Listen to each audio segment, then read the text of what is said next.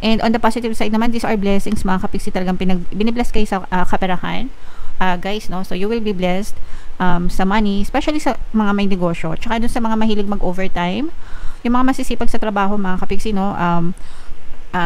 Yeah, kung kahit anong source of income nyo actually, pero pagka talagang in-effortan nyo,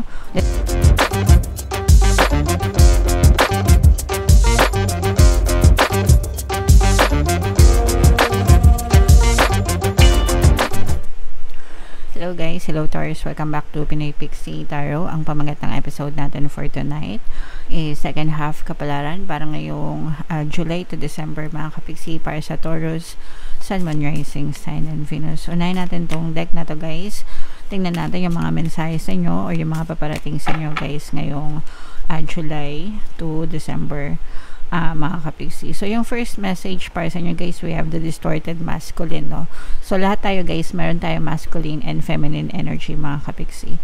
So pag sinabing distorted masculine, pwedeng nagiging medyo weak kayo, pinanghihinaan kayo ng loob mga kapixie, parang wala kayong gana, kabaligtaran ng pagiging masculine. Kasi pag sinabing masculine, malakas, matapang, strong, ganyan.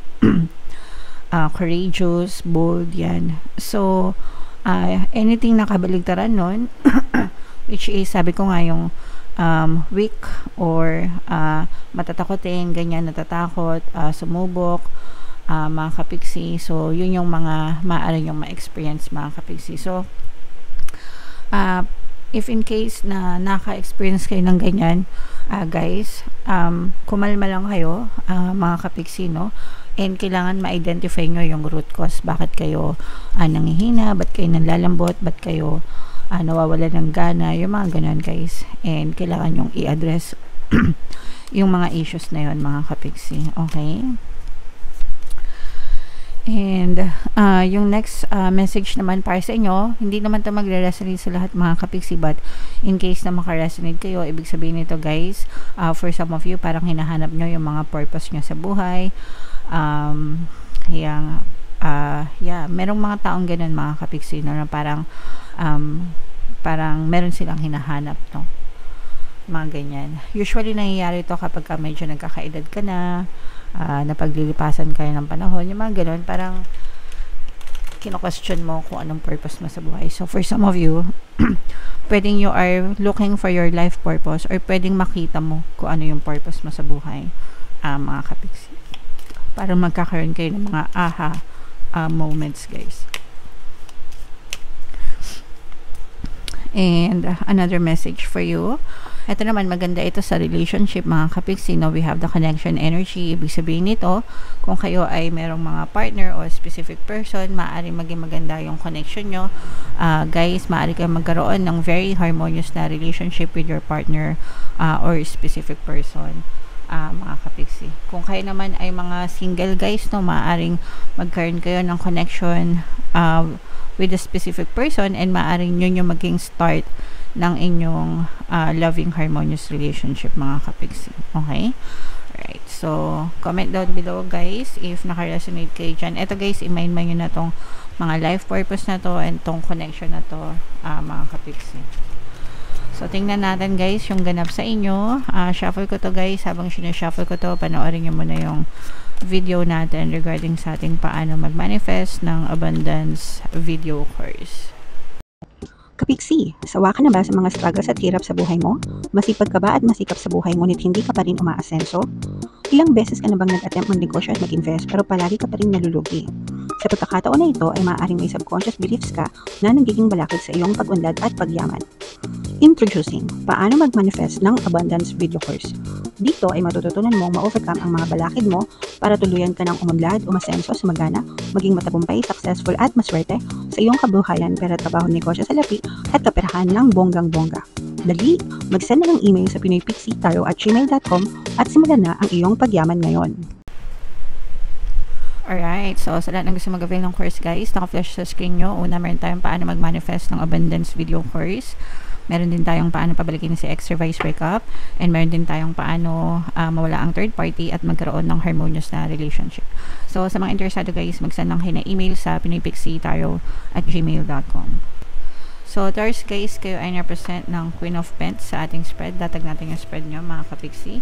And by the way guys, sa mga naghahanap ng mga pampaswerte na lucky charms, lucky items, may mga items na makikita kayo guys sa description box nitong video. Check nyo lang yung mga items doon guys. Pwede nyo rin i-check out. So, itong reading na to guys ay sa loob ng 6 months, no? So, ibig sabihin, anytime na mapanood nyo to sa loob ng 6 months, pwede siya mag-resonate, mga kapiksi. Okay? So, babasahin natin lahat ng negative na makita natin and lahat ng positive, guys. So, meron ditong presence ng earth signs, Capricorn, Taurus, Virgo. For some of you, maaari may earth element kayo sa inyong natal chart, mga kapiksi, or you may be dealing with another earth sign, guys. So, dito, nakikita natin na for some of you, maaari kayo magkaroon ng konting stress, mga kapiksi, no? Depression for some of you. Parang meron kayong isang bagay o isang tao na iniisip na paulit-ulit, mga kapiksi, and nagbibigay yun sa inyo ng konting stress, guys. Okay? This is more on relationship, mga kapiksi, no? Nararamdam ko na this is more on relationship issues, mga kapiksi, lalo na kung meron kayong mga ex, guys. Pero ang nakikita kasi natin dito, like I said, I don't know if this is positive or negative para sa inyo, guys. Kasi sabi natin, di ba, magkakaroon kayo ng harmonious relationship, magkakaroon kayo ng connection with a specific person, especially pagdating sa love. And ang nakikita natin dito, guys, is maaari meron magbalik sa inyo ng mga ex-lovers, past lovers, mga kapiksi. And maaari itong mag-request ng second chance para sa inyo. Ibig sabihin, pwede siyang makipagbalikan sa inyo or gusto niya makipagbalikan sa inyo, mga kapiksi. So, maaaring yun yung nagiging cause ng stress nyo, guys, kasi hindi nyo alam kung may kipagbalikan kayo, kung gusto nyo pa makapagbalikan or hindi, mga kapiksi. So, syempre, depende yun sa inyo, guys. Kung mahal nyo pa, kung gusto nyo pambigyan ng chance, why not, mga kapiksi. Pero, syempre, baka may kasamang stress yan, di ba? So, yeah, sa mga nagpapabalik, syempre, good news ito, pero kung ayaw nyo nang silang pabalikin, syempre, bad news yan, di ba? So, depende sa inyo, guys. Meron tayong mga subliminals, no, na pampabalik. Meron din tayong course na revised breakup, paano pabalikin si ex. So, if interesado kayo, guys, mag-send lang kayo ng email, mga kapiksi. On the good side naman, mga kapiksi, na ito may chance kayo na magbago yung takbo ng buhay nyo. For some of you, maaaring may business kayo or investment, guys, pero titimbangin nyo pa ito, no? Kumbaga parang kailangan nyo muna pag-aralan mabuti, mga kapiksi, pagdating sa kaperahan, sa negosyo, or sa kahit anong source ng income, mga kapiksi. Make sure na timbangin nyo yung mga pros and cons, guys, bago nyo sunggaban. Pero ito, guys, maaari ito magdala ng mga positive changes, no? Negosyo tsaka investment, mga kapiksi, maaring magdala ng positive changes sa inyong pamumuhay, mga kapiksi. So, ito, guys, i-mind-mind nyo na yan, mga positive changes, mga bagong opportunity sa negosyo, sa kaperahan. Itong reconciliation, second chances, kung gusto nyo talagang mangyari yan, guys, i-mind-mind nyo na rin sa comment section, mga kapiksi. Alright? So, what else, guys? Ito, may makakarma dito, mga kapiksi, no? Kung meron kayong nagawang hindi maganda sa kapwa nyo, guys, maaari kayong balikan ng karma nyo. Kumbaga parang, yeah, kasi ganun naman talaga yun, guys. Ibabalik sa inyo ng universe yung karma na deserve nyo. Kung kayo naman yung naging biktima, mga kapiksi, no, mga karma yung mga taong gumawa ng hindi maganda sa inyo, guys. Okay? So, yun yung nakikita natin. Wow! Nakikita natin para sa inyo, mga kapiksi. So, yeah. So, this is both negative and positive. Unahin ko muna yung nega, guys, no? Kasi merong energy dito ng deception, no? This is panloloko sa pera, mga kapiksi, no? Scam. Maaari kayo ma-scam, maaari kayo mabiktima ng panloloko, pang-aabuso, panglalamang pagdating sa pera, mga kapiksi. So, yung maraming uri ng panloloko pagdating sa pera, guys, no? Hindi lang yung mga scam na legit na mga scam. Yung mga nangungutang na hindi nagbabayad, tinatakbuhan kayo, binablock kayo, ganyan, scam din yan, mga kapiksi. Yung mga kamag-anak na nang-aabuso sa pera, hingi ng hingi, diba? Tingin ko sa tingin ko, scam din yan, mga kapiksi. Okay? So, mag-ingat na lang kayo, guys, sa paglalabas nyo ng pera, and mag-ingat kayo sa mga taong tinutulungan nyo, mga kapiksi. Mag-ingat kayo sa mga transaction nyo, kasi baka ma-scam kayo. So, yan ay paalala sa inyo, guys. Alright? And on the positive side naman, these are blessings, mga kapiksi. Talagang binibless kayo sa kaperahan. guys, no? So, you will be blessed sa money, especially sa mga may negosyo. Tsaka dun sa mga mahilig mag-overtime, yung mga masisipag sa trabaho, mga kapiksi, no? Yeah, kung kahit anong source of income nyo actually, pero pagka talagang in-effortan nyo, let's say for example, VA ka, freelancer ka, sa una, medyo mahina yung client, walang client, mahina yung pasok ng pera, pero eventually guys, dadating din yan, magtutuloy-tuloy din yan, okay? Sa trabaho, ganun din, maaari kang magkaroon ng maraming overtime, sa negosyo lalo, no, yung magiging prosperous, yung mga negosyante, yung mga business nyo guys, so, i-mind nyo na talaga yan sa comment section, mga kapiksi, mind blessings, mind prosperity, kasaganaan, pagpapala, yung iba sa inyo guys, maaring parang merong retreat na gaganap guys, or travel retreat, ganyan. And parang malaking bahagi nun makakatulong sa inyong healing, mga kapiksi.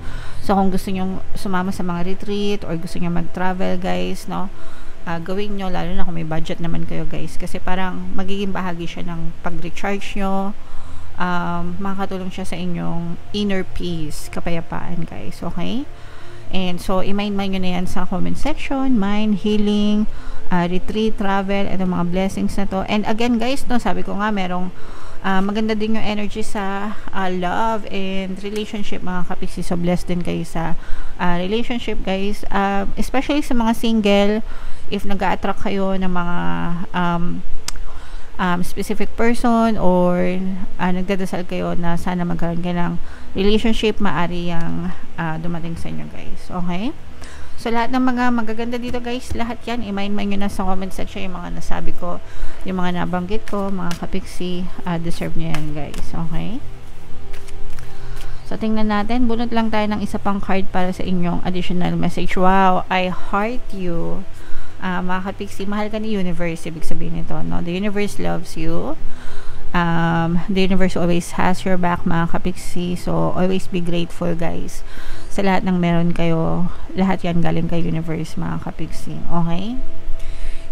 Basahin ko lang to guys. If everyone really knew how much they were loved, not only from above but by those now in their life, there'd be little hearts drawn on everything from wheelbarrows to skyscrapers to jumbo jets. And I so look forward to that day. So, guys, no, palagi yung tatandaan, you are always loved, mga kapiksi. Hindi lang coming from the universe, but also from the people surrounding you.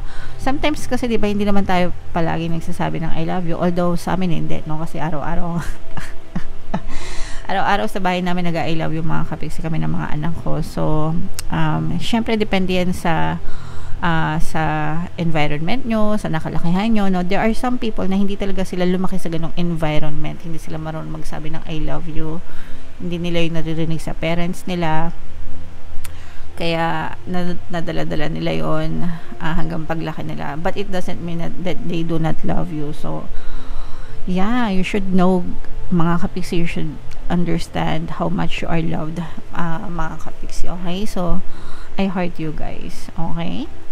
Alright, so yeah, comment down below, mga kapiksi, if feeling nyo naka-resonate kayo. And again guys, yung mga magaganda dito sa reading, i-mind nyo na lahat yan sa comment section, deserve nyo yan, mga kapiksi. For more tarot readings, ito yung playlist nyo. Ito naman yung ating success stories ng paano mag-manifest ng abundance video course. Click here to subscribe guys. Ito yung ating mga pampaswerte subliminals.